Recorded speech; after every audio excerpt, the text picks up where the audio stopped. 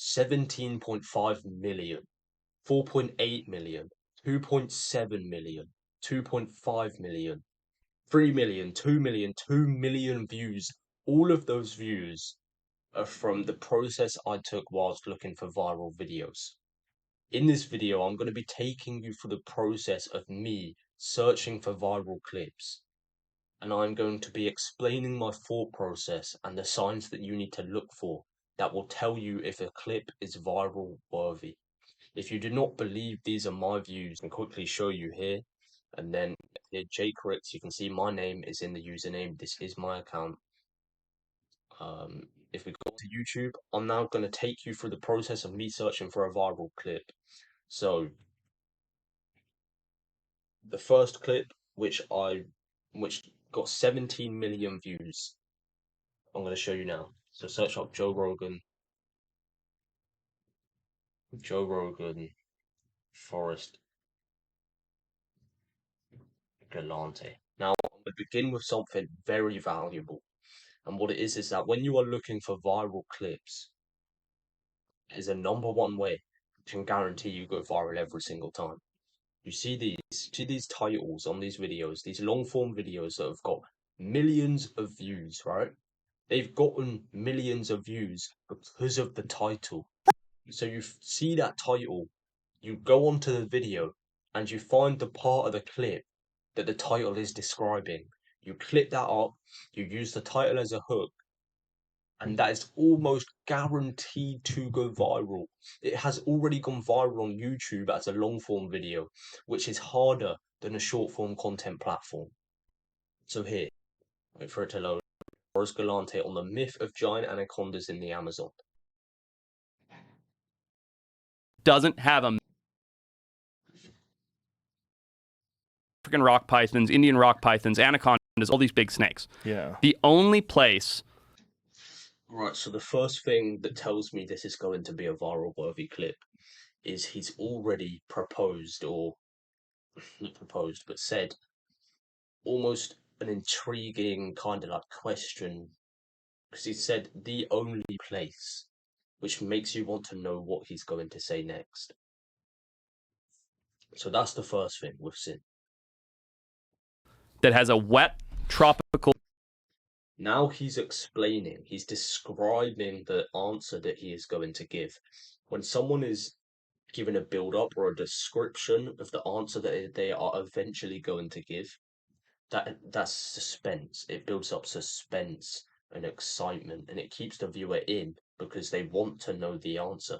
If they want to know what he's going to say or what is going to come next, they're going to keep watching. They're not going to go anywhere.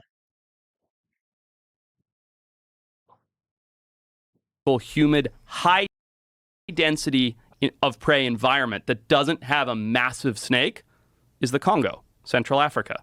Now, so the way he's just said now, so that as soon as your viewer finds the answer, which was the Congo, he instantly says now, which proposes another mysterious question. The viewer knows something else is going to come after that.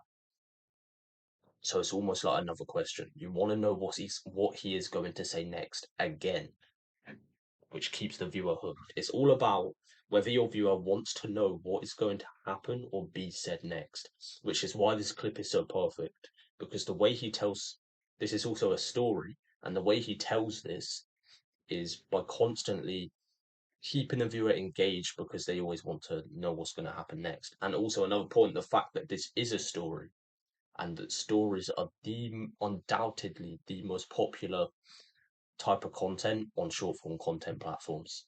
So far, questions and making the viewer want to know what is going to happen next, and a story.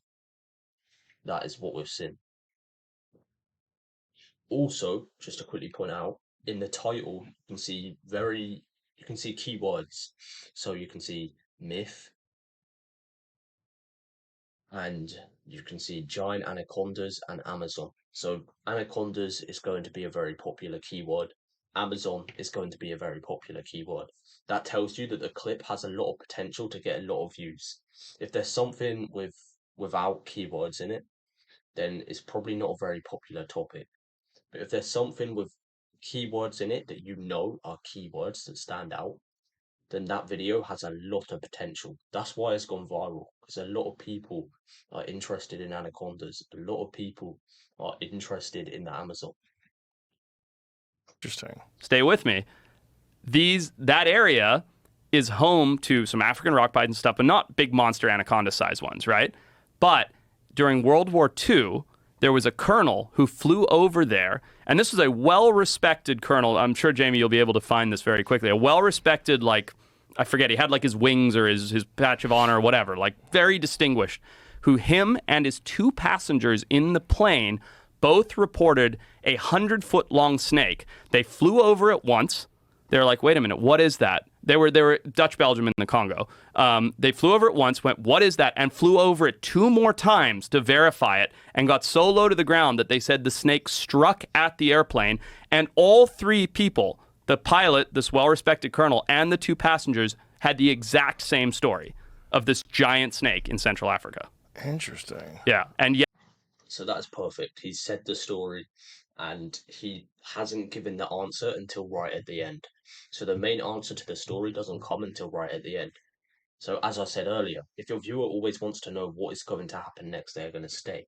So it's a story with suspense and a build-up. It's got the answer to the main question at the end, which means people are going to be interested and want to know the answer the entire way through. Then you've got the keywords, which means it's got a lot of potential for going viral. That is just perfect. This clip is perfect. So that is why that clip has obviously gone very viral. It also has a clear, very strong emotion, I guess, because with the word myth and the story of a giant anaconda, like a giant anaconda is an animal that we do not believe is real. But there's this story about how it is real, and there's this myth. That's like a mysterious kind of emotion, kind of like vibe. So that has and that's really obvious. That is really obvious for that kind of story.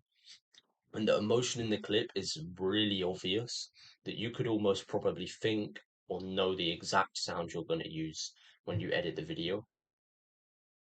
That is a massive sign of potential of going viral, because the stronger the emotion is, the more emotionally invested your viewer's going to become. So they're the main things for finding a clip. And they're all the things you want to look for. So make sure that you take these away. You can write these down, what I'm about to say.